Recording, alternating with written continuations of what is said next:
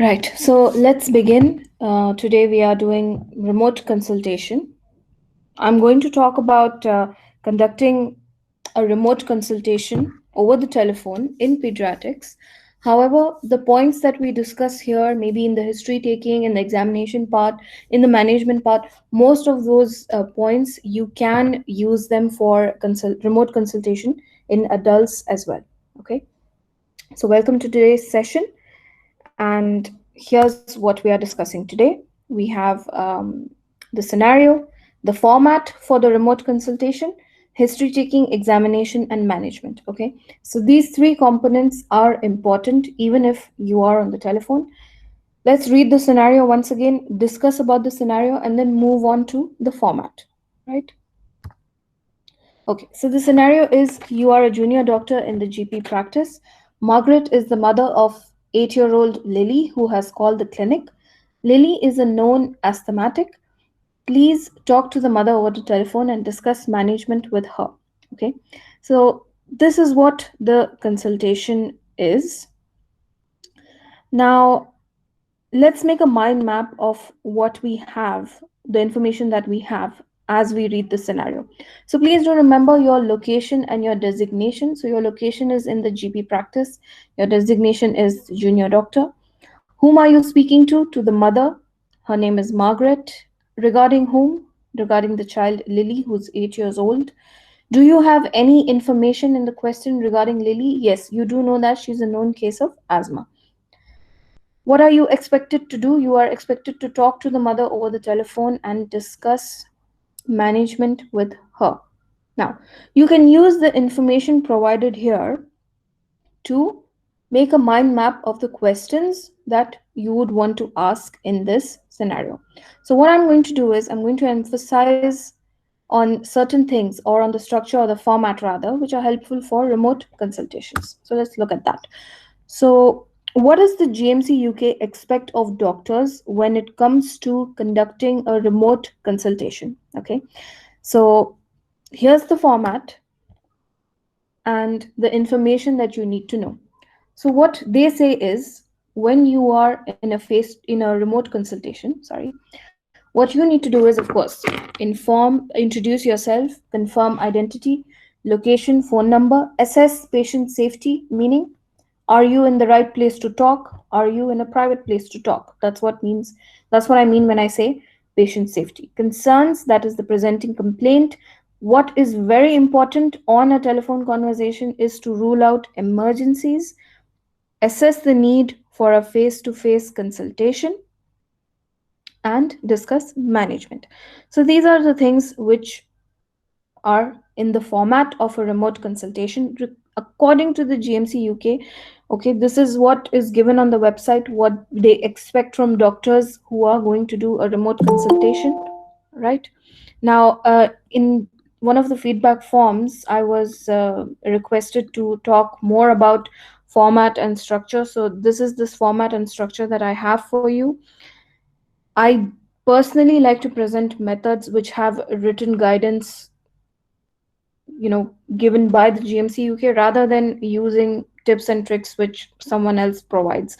So for that reason, I just rely completely on the GMC UK for anything and everything. Okay.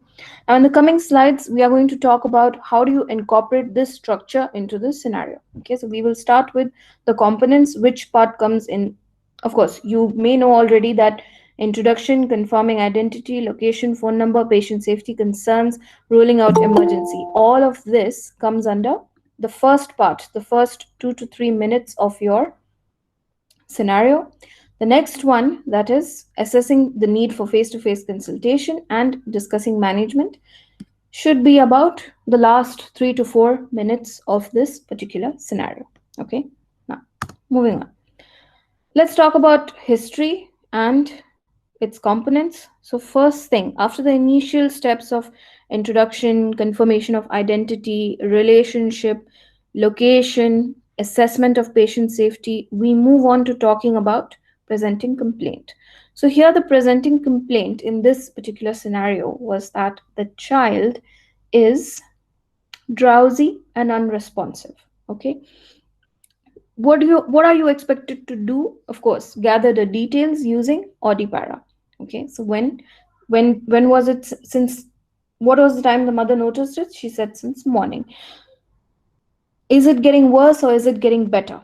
Of course, it is getting worse because the child hasn't eaten or taken a drink since morning.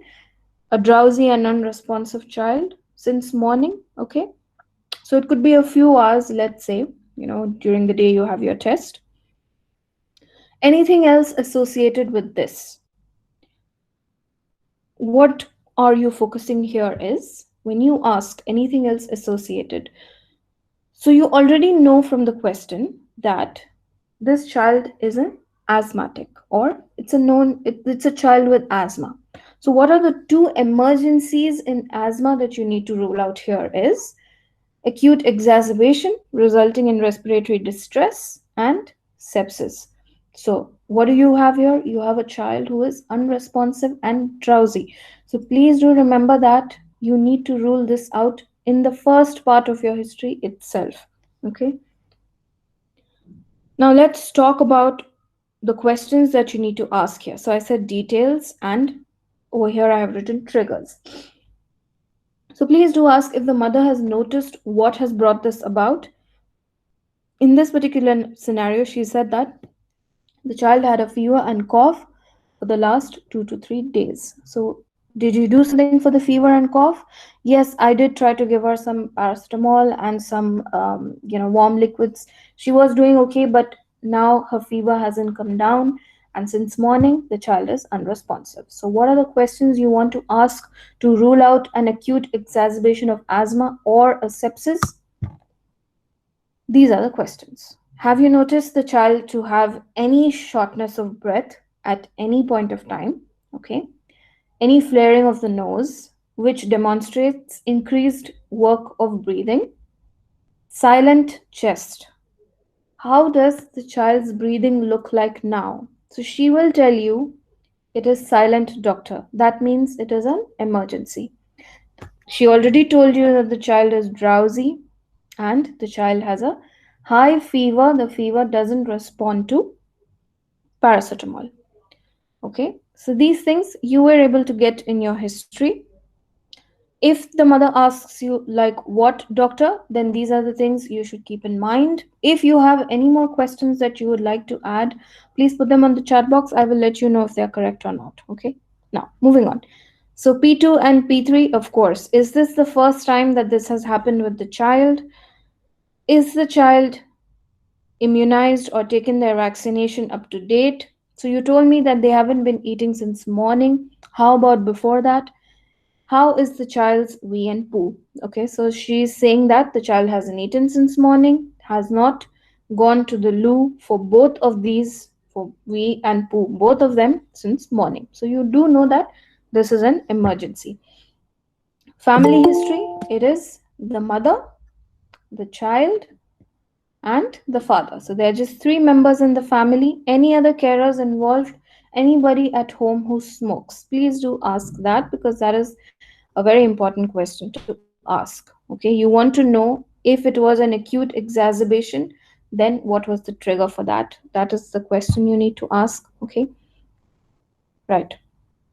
Now, at a given point, the mother may stop you and say, can you tell me what's going on with my child? Okay, so how do you answer that question? Now, you haven't examined the child, so what do you do? You have to tell this mother that from the information you have provided, it is clear that your child needs urgent admission and treatment. There are some features which require constant monitoring and care.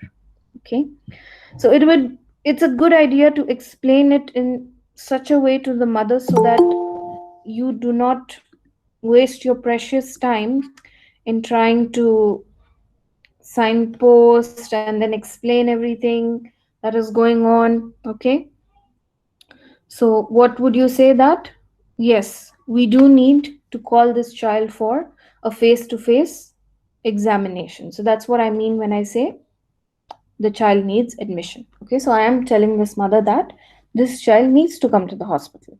Okay, now After you have said this, you also need to provide the reason why admission is required. So, like I said, there are some features from in the information that you conveyed to me which require the child to get constant monitoring and care. It is very important that Lily is brought to the hospital. Okay. Please do maintain your two-way conversation. How do you do that? Margaret, are you with me so far? Or Margaret, are you following me? Yes, doctor, I am. Right. So, to come to the hospital, what do you think would be much appropriate? Would it be appropriate to ask this mother to come with the child to the hospital? You already know that the child is drowsy and unresponsive. Okay, so you do not want to waste any time. So the best thing to do here would be to arrange transport in the form of an ambulance. Okay, because if the child crashes, you may have medical help available to save this child. So it would not be wise to ask the mother to bring the child. Okay, especially when a child with a high fever, drowsy, not responsive, not eating and drinking since morning with a silent chest. Okay, so please do remember that you have to send an ambulance. Tell this mom that we would be sending an ambulance which will arrive at your place shortly. Please do accompany the child and come along. Okay, now let's look at management once again. So I'll just give you more details of how to talk about management. So, I already said the diagnosis here is that there is something in the information the mother has provided which needs admission and treatment, which needs constant monitoring and care. Okay, so this is the diagnosis, this is the reason for admission. Now, I don't know whether it is sepsis or whether it is acute exacerbation of asthma, but what I do know is that this child is in some form of distress. Why? Because the features are already there with me. The child has a silent chest, the child has a high fever. Okay, it's a known asthmatic, and I will discuss a few features of acute exacerbation of asthma as well after I finish this. Okay. Now, moving on. So, you have explained her these two things, and you have asked the mother to come along with the child. Okay. Now, once the emergency response reaches your residence, they will assess Lily, connect her to oxygen if required, and bring her here. Okay. We will reassess Lily once again and put her on suitable treatment. In the meantime, you need to advise this mother what to do until help arrives. So please make sure that your child is in a safe area. Try to remove any harmful objects or substances around them. Do not force feed or try to feed them any solids or liquids until help has arrived. Please put the child in a propped up position or try to put 2-3 pillows beneath the child's neck. Keep your inhaler, which the child uses, ready and within your reach. Please bring any important documents or records along with you of Lily. Okay, so this is the management that you have to convey to her over here. Of course, it is an emergency situation. It is because of, it is probably due to, it is a triggered event due to the child's fever and flu. Okay. Right now, you do not have much information, but what you are being assessed for over here is, like I had told you, the remote consultation format. You have to demonstrate these things in your scenario presentation. What is that? The most important thing being ruling out emergency, assessing need for face to face consultation. So these two things carry a lot of weightage, and apart from that, the things which do carry a lot of weightage is conveying management to this parent. Okay. After you have finished speaking to her, please ask her if she would like you to repeat any of the information that you have provided her. Now, I have a question for you. Is it appropriate to say to this mother that please stay on the call until the ambulance arrives? What do you think? Is it appropriate to tell her or is it not appropriate to tell her that?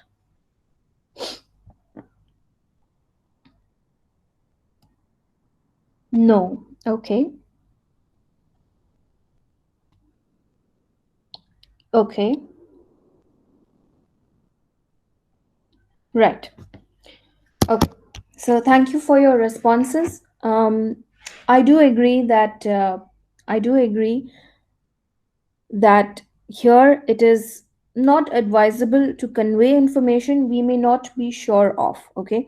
Now, people who are actively working in the NHS, they would know much better. Definitely, I do not deny that of how things work over there. But please remember, right now we are still dealing with the exam which is called as PLAB 2. You are still a foreign medical graduate. You are not expected to know how things work, but rather you are expected to convey information which you are sure of or you have prior knowledge of. Now, this question doesn't tell you whether the ambulance can be, whether you can stay on the call until the ambulance has reached their place. Okay. But my advice would be, in the test, if you do have time, assess your situation and then say whether you would like to hold the line until the ambulance shows up or you would want to disconnect. Okay, assess your situation and then talk about it. Okay, you can either hold the line and disconnect only after your time is up, or if you think it's the right thing to do because there is nothing else to convey over here, you are allowed to disconnect the call by thanking them.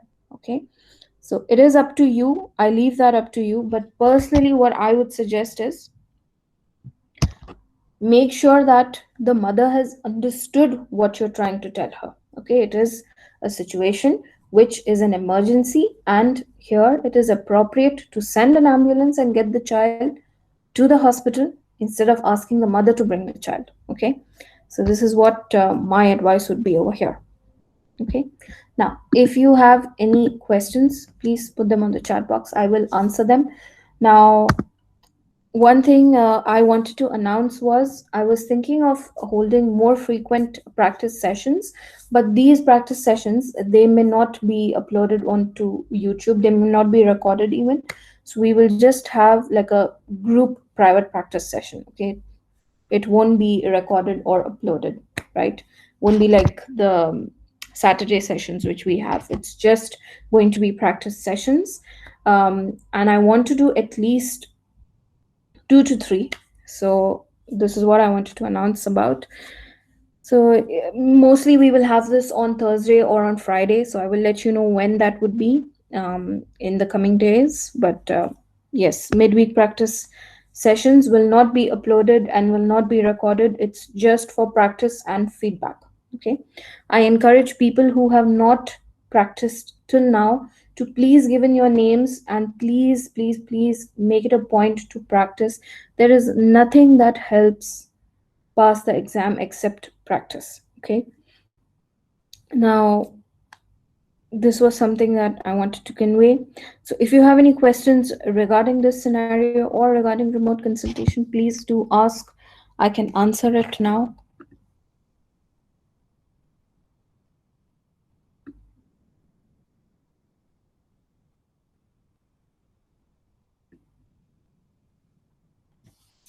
Yes, please, I am here.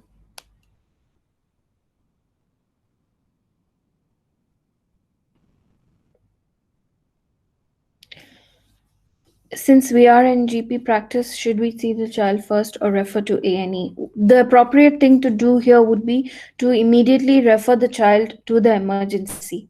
Okay, that would be much more appropriate. You would be saving a lot of time here. Why? Because, like I already said, the child does have features of an emergency kind of a situation, since there's a silent chest, there's a fever which is unresponsive, the child may be dehydrated as well. We need to know the dehydration status too.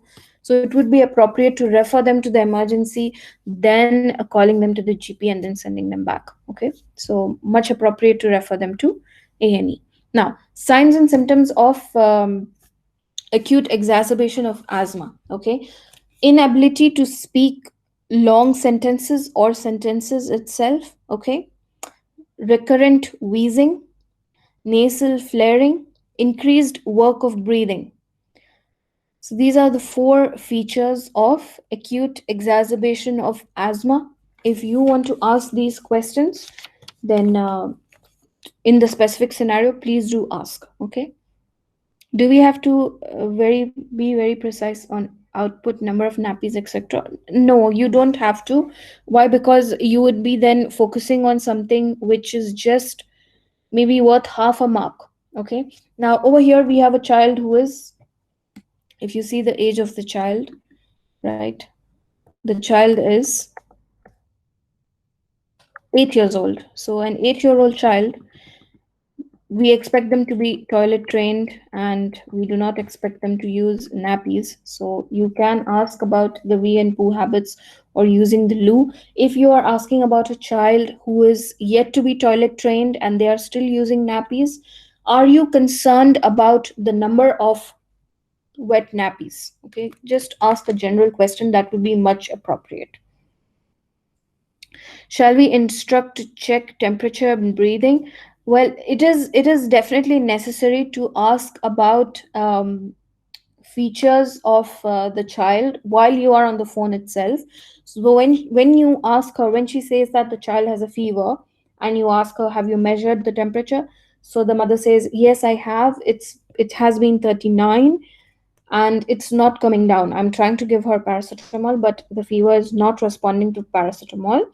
Okay, so what about the child's breathing? Does the child have any shortness of breath? Have you noticed any flaring of the nose? Have you noticed any increased breathing effort? Or have you noticed a silent chest? Okay, they do know how to answer these questions and they are very aware of the answers to these questions. Okay, so first thing is, mothers are generally more informed about their child's condition than you. First thing, you need to know that. Okay, the second thing is, there are various educators and programs in the UK which constantly update and educate the carers and parents regarding these conditions. So don't worry that she may not understand you. She knows exactly what you're asking about. She knows that you are asking about acute exacerbation of asthma symptoms. So you can ask her that. Okay, don't tell her that I will be on hold and can you check now and tell me. No need for that. Just ask her, have you noticed this? Have you noticed these features? Okay, so she will give you the response based on that. Okay, I will repeat features of acute exacerbation. The features of acute exacerbation of asthma is, firstly, shortness of breath, recurrent wheezing, increased breathing effort, flaring of the nose. The last symptom is silent chest. Okay, so after all of this, what happens is the child becomes silent. Okay, and the starting of an acute exacerbation up to the chest becoming silent, all of this whole timeline is a feature of emergency. Okay, so they need treatment as soon as possible. So it's better to call them to the emergency rather than send them to the GP clinic.